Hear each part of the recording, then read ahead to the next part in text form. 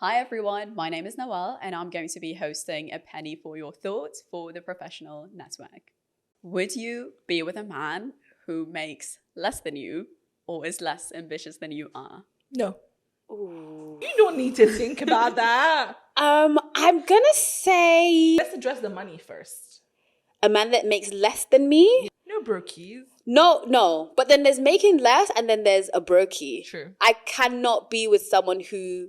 I can't be with a brokey, no. I can't be with someone who can't sustain herself. I can't be with someone who can't treat me. I can't be with someone who... Yeah, that's just a no from me. And also, I feel like with the money thing, if he earns less than you, it always leads to other problems. His ego is going to get hurt. All of these things. You don't want any of that baggage. But I think there's a little caveat here. If he is on the way to make more and he's building something, he's working towards something, that is fine. We're not saying you need to be at your peak performance right now. Yeah. You know, and I think As long as you're working. as long as you are someone who has ambition and you're working towards something and I see the potential in you, then it's fine. We're all here building. We're all still young. So I don't expect you to have made all of your money.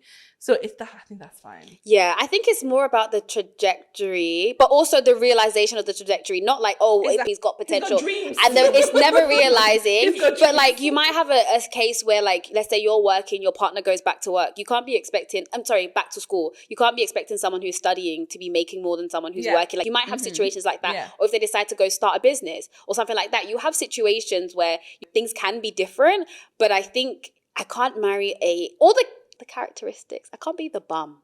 That's the thing. I feel like you're right. It all boils down to you don't want a man who is a bum. You don't want And someone... some guys might have money, but they might be a bum. Exactly. That's exactly what I was getting to. I've had a conversation with my friend like this where she only cared about money. So I was like, okay, what if he had money, but it was all his parents' money and he did nothing? Would you still like him? He does nothing? No. Ick. Exactly. So it's not just about the money. It's about the characteristics as well. No bums allowed. And I like what you said about potential because I had this once and it changed my perspective completely. And that is when you see potential in someone, it's not always potential they have, but rather what you would do if you were in their position. Oh my God. And they might not see that. So true. So true. That's deep. That's a really good one. That's deep. It's true. A lot of times we do pin our own...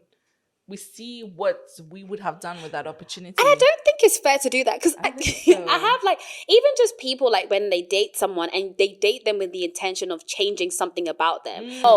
I'm going to get into that relationship and I'm going to make sure they lose weight. And when they lose weight, I'm going to like them. Or I'm going to get into that relationship, I'm going to make sure that they gain weight. And then, no, you can't project your perception of what their potential looks like and then, create this dream person out of that. That's a really good point. That's a really good point. Next one is, do you believe in the saying opposites attract? To an with a big caveat. I can't even say it. What do you think?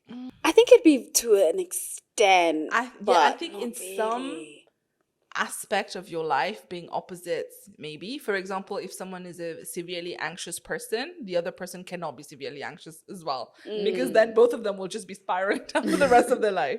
You need someone who's a bit calmer, and but at the same time, we can't have someone who's super ambitious and someone who's a bum, because that doesn't work. And you can't have someone who cares about family values and someone who doesn't. So I think on certain things you need to be aligned, and that comes from your values, things like religion, things like your lifestyle, things like kids.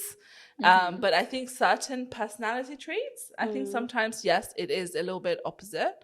But I don't think there's like a right formula of what is allowed in opposites attracts or not. But I don't know. I think I'm going to say no for the most part. I think I'm more of on the equally yoked side of things. So I think that we have to be equally yoked.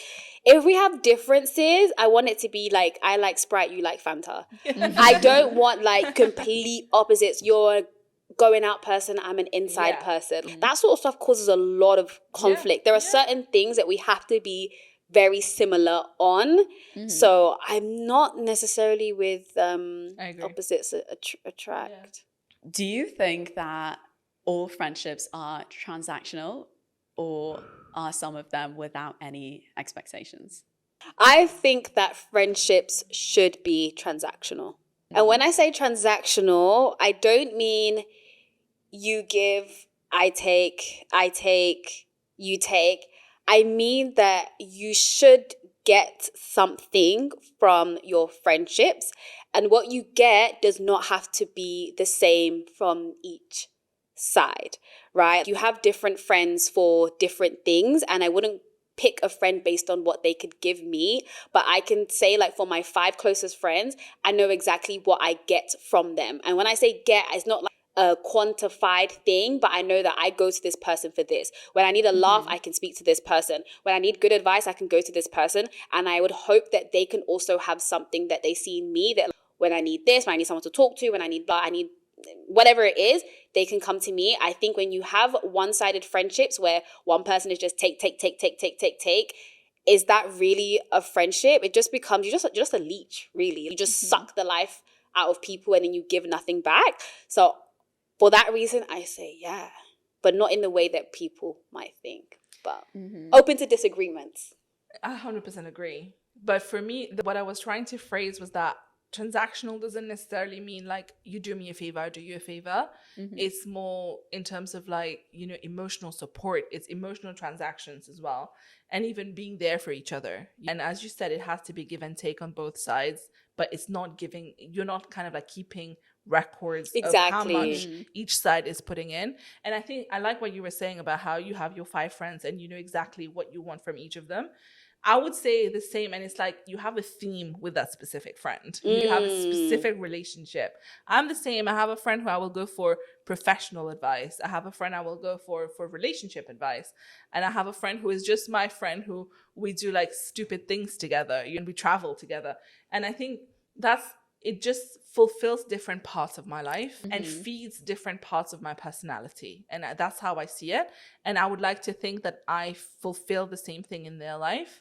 And having been part of a few transactional friendships recently that were not good ones, I can tell you that it feels extremely different because there's either a record keeping of how much I'm giving and how much I'm taking, or only one side is giving and the other side is taking, and that's fully being a user. And that's not friendship. Exactly. And that person doesn't have your best interest at heart, because I think at the end of the day, friendship boils down to what your intentions are towards the other person. And I think every relationship is like this. If your intention is, I love and care deeply about this person and I want to help them grow and I want to grow with them and I want to see the best things happen for them, I want to be there to clap for when good things happen for them, then there's no way that you would not be there for them when they want it and you would not present yourself with the best intentions. Great. If you had to pick one, have all your friends either challenge you or support you, what would you choose? Ooh. Challenge me or support me. Yes. So what's more important? I would choose... Ooh.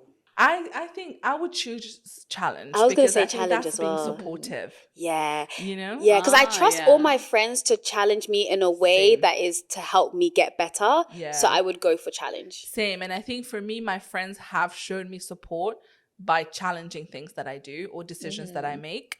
And that's always coming from a place of, I want the best for you. If you're looking to relocate to Dubai, or you're looking to set up your business here, please check out the ProfessionElle Network website. We support you throughout the journey, and also we help you network and meet like-minded people once you're here.